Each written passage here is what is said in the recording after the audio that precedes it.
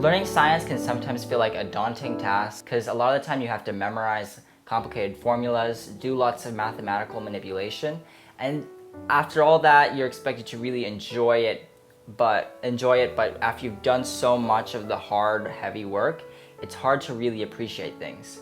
So for me, I'm taking, in my last year of school, I took Conceptual Physics by Paul Hewitt. I was very, very surprised about how simply but concisely physics could be taught. And conceptual physics, when it goes very, very middle of the road, when you're talking about making things that are too complex and that they don't have, that they'll just confuse all the students, but too simply, and then the students won't understand things.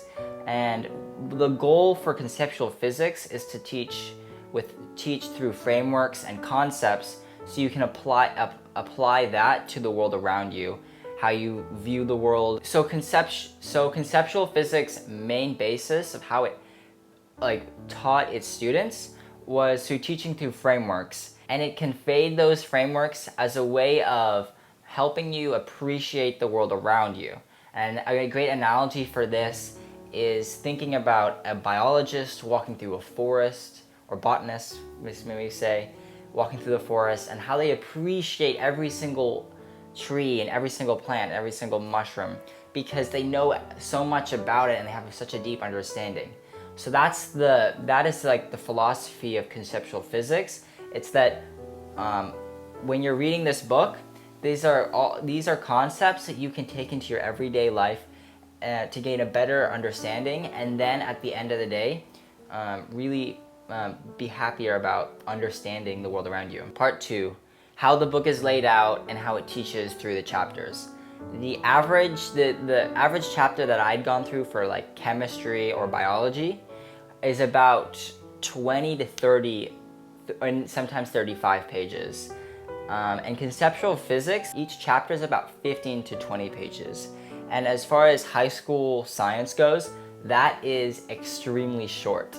Like sometimes it can be down to 12 pages of reading, and then you'll have 40 to 50 questions of review, so you make sure you understand the main ideas of the chapter. I also think that adding so much more information can sometimes make it a lot harder on the students, and they're not going to get as much of that information out if it's more than if a chapter is more than 30 pages and they may be on a deadline. As a famous physicist once said, Richard Feynman, he said, if you can't explain something to a 12-year-old, you don't know it well enough. And I think this book explains things simply enough that you could honestly teach this stuff to a 12-year-old or a 14-year-old, because its goal is to put these complex ideas in physics, put them simply, but also not dumb them down, right? You don't want to have people have a very surface level view of a phenomenon in physics. You still want them to understand it. Conceptual physics does an amazing job at conveying its ideas to people and its teachings to people, but still not dumbing it down.